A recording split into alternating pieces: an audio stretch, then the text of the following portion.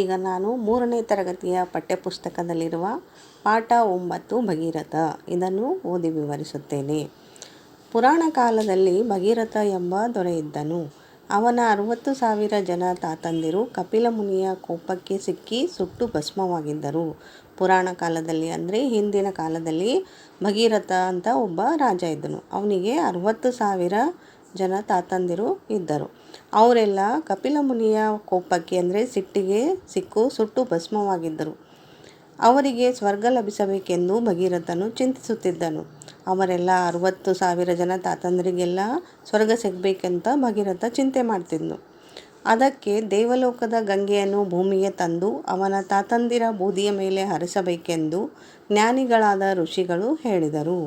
ಆಗ ಋಷಿಗಳೇನು ಹೇಳ್ತಾರೆ, ಅವನಿಗೆ ದೇವಲೋಕದ ಗಂಗೆಯನ್ನು ಭೂಮಿಗೆ ತಗೊಂಡು ಬಂದು ಅವನ ತಾತಂದಿರ ಬೂದಿಯ ಮೇಲೆ ಹರಿಸಬೇಕು, ಆಗ ಅವರಿಗೆ ಸ್ವರ್ಗ ಸಿಗ್ತದ ಅಂತ ಹೇಳ್ತಾರೆ. ದೇವಲೋಕದ ಗಂಗೆಯನ್ನು ಭೂಮಿಗೆ ತರುವುದು ಅಸಾಧ್ಯವಾದ ಕೆಲಸವಾಗಿತ್ತು. ಆದರೆ ಭಗೀರಥ ತನ್ನ ನಿರ್ಧಾರದಿಂದ ಎಳ್ಳಷ್ಟು ಹಿಂದೆ ಸರಿಯಲಿಲ್ಲ. ದೇವಲೋಕದ ಗಂಗೆಯನ್ನು ಭೂಮಿಗೆ ತರುವುದು ಅಂತಂದ್ರೆ ಅಷ್ಟು ಸುಲಭವಾದ ಕೆಲಸವಾಗಿರಲಿಲ್ಲ, ಅದು ಅಸಾಧ್ಯವಾದಂಥ ಕೆಲಸವಾಗಿತ್ತು. ಆದರೂ ಭಗೀರಥ ಏನು ಮಾಡ್ತಾನೆ, ತನ್ನ ನಿರ್ಧಾರದಿಂದ ಹಿಂದೆ ಸರಿಲಾರದೆ ಎಷ್ಟೇ ಕಷ್ಟ ಆದರೂ ಕೂಡ ಗಂಗೆಯನ್ನು ಭೂಮಿಗೆ ತಂದೇ ತರ್ತೀನಿ ಅಂಥೇಳಿ ತಪಸ್ಸಿಗೆ ಕುಳಿತುಕೊಳ್ತಾನೆ. ಗಂಗೆಯನ್ನು ಭೂಮಿಗೆ ತಂದೆ ತರುತ್ತೇನೆಂದು ತಪಸ್ಸಿಗೆ ಕುಳಿತ. ಬಾಯಾರಿಕೆ, ಹಸಿವು, ನಿದ್ರೆಯನ್ನು ಮರೆತ. ಬಿಸಿಲು, ಮಳೆ, ಬಿರುಗಾಳಿಯನ್ನು ಸಹಿಸಿಕೊಂಡ. ಆಗ ಭಗೀರಥ ಏನು ಮಾಡ್ತಾನೆ, ತಪಸ್ಸಿಗೆ ಕುಳಿತು ತನಗೆ ಬಾಯಾರಿಕೆ ಅಂದರೆ ನೀರಡಿಕೆ ಮತ್ತು ಹಸಿವು, ನಿದ್ರೆಯನ್ನು ಕೂಡ ಮರೆತು ಹೋಗ್ತಾನೆ. ಬಿಸಿಲು, ಮಳೆ, ಬಿರುಗಾಳಿಯನ್ನು ಬಂದರೂ ಕೂಡ ಅವನು ಸಹಿಸ್ಕೊಳ್ತಾನೆ. ಅನೇಕ ವರ್ಷಗಳ ಕಠಿಣ ತಪಸ್ಸಿಗೆ ಮೆಚ್ಚಿ ಪ್ರತ್ಯಕ್ಷಳಾದ ಗಂಗೆ, ನಿನ್ನ ಇಚ್ಛೆಯಂತೆ ನಾನು ಭೂಮಿಗೆ ಧುಮುಕುತ್ತೇನೆ, ಆದರೆ ನನ್ನ ರಭಸವನ್ನು ತಡೆಯುವವರು ಯಾರು ಎಂದಳು.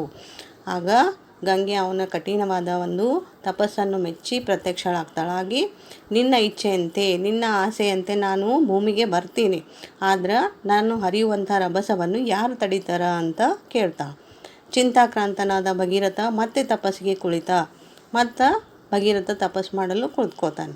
ಆಗ ಅವನಿಗೆ ಬ್ರಹ್ಮದೇವ ಪ್ರತ್ಯಕ್ಷನಾದ. ಭಗೀರಥನ ಪ್ರಾರ್ಥನೆಗೆ ಬ್ರಹ್ಮದೇವನು ಮೆಚ್ಚಿ ಶಿವನನ್ನು ಕುರಿತು ತಪಸ್ಸು ಮಾಡು ಎಂದು ಸಲಹೆ ನೀಡಿದ. ಆಗ ತಪಸ್ಸು ಮಾಡುವಾಗ ಮತ್ತು ಬ್ರಹ್ಮದೇವ ಪ್ರತ್ಯಕ್ಷನಾಗಿ ಏನು ಹೇಳ್ತಾನೆ, ನೀನು ಶಿವನನ್ನು ಕುರಿತು ತಪಸ್ಸು ಮಾಡುವಂಥ ಒಂದು ಸಲಹೆಯನ್ನು ನೀಡ್ತಾನೆ. ಅದರಂತೆ ಭಗೀರಥ ತಪಸ್ಸನ್ನು ಮುಂದುವರೆಸಿದ. ಅವನ ಕಠಿಣ ತಪಸ್ಸಿಗೆ ಮೆಚ್ಚಿ ಪ್ರತ್ಯಕ್ಷನಾದ ಶಿವ, ನಿನ್ನ ಧೈರ್ಯ, ಭಕ್ತಿ, ದೃಢ ಸಂಕಲ್ಪವನ್ನು ಮೆಚ್ಚಿದ್ದೇನೆ.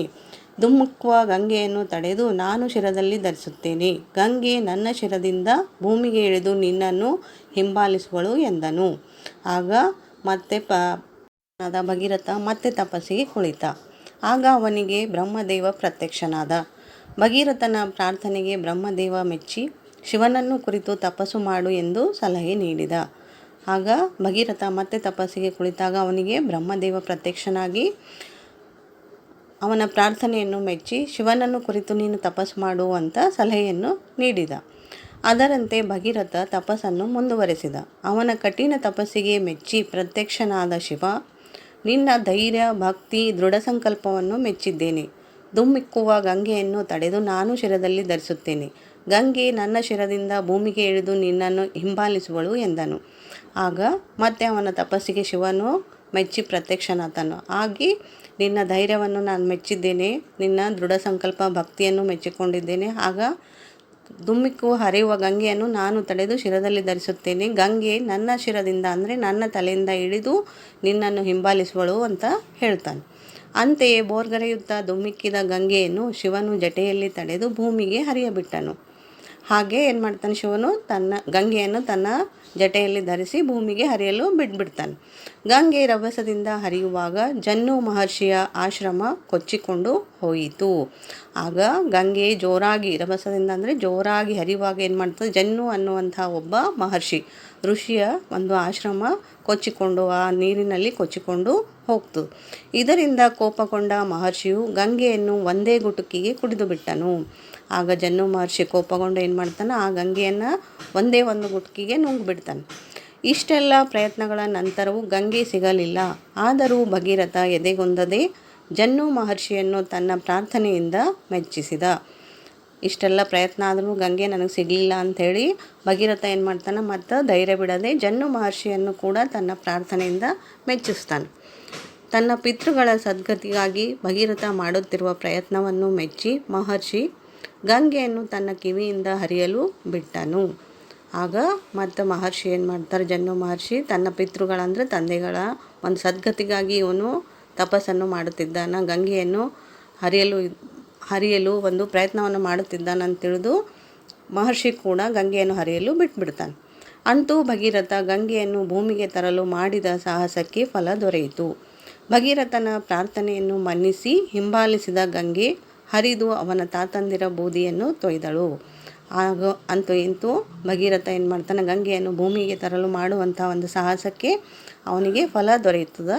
ಭಗೀರಥನ ಪ್ರಾರ್ಥನೆಯನ್ನು ಮನ್ನಿಸಿ ಗಂಗೆ ಅವನು ಹಿಂಬಾಲಿಸಿ ಅವನ ತಾತಂದಿರ ಬೂದಿಯ ಮೇಲೆ ತೊಯ್ದುಬಿಡ್ತಾ. ಅವರಿಗೆ ಸ್ವರ್ಗ ಲಭಿಸಿತು. ಎಷ್ಟೇ ಅಡ್ಡಿ ಆತಂಕಗಳು ಬಂದರೂ ಭಗೀರಥ ಎದೆಗುಂದದೆ ದೃಢ ಸಂಕಲ್ಪದಿಂದ ಅಂದುಕೊಂಡ ಕಾರ್ಯ ಸಾಧಿಸಿದ. ಎಂಥ ಒಂದು ಕಷ್ಟ ಬಂದರೂ ಕೂಡ ಧೈರ್ಯ ಬಿಡದೆ ಒಂದು ದೃಢ ನಿರ್ಧಾರದಿಂದ ತಾನು ಅಂದ್ಕೊಂಡಂಥ ಕಾರ್ಯವನ್ನು ಭಗೀರಥ ಸಾಧಿಸ್ತಾನೆ. ಧನ್ಯವಾದಗಳು ಮಕ್ಕಳೇ.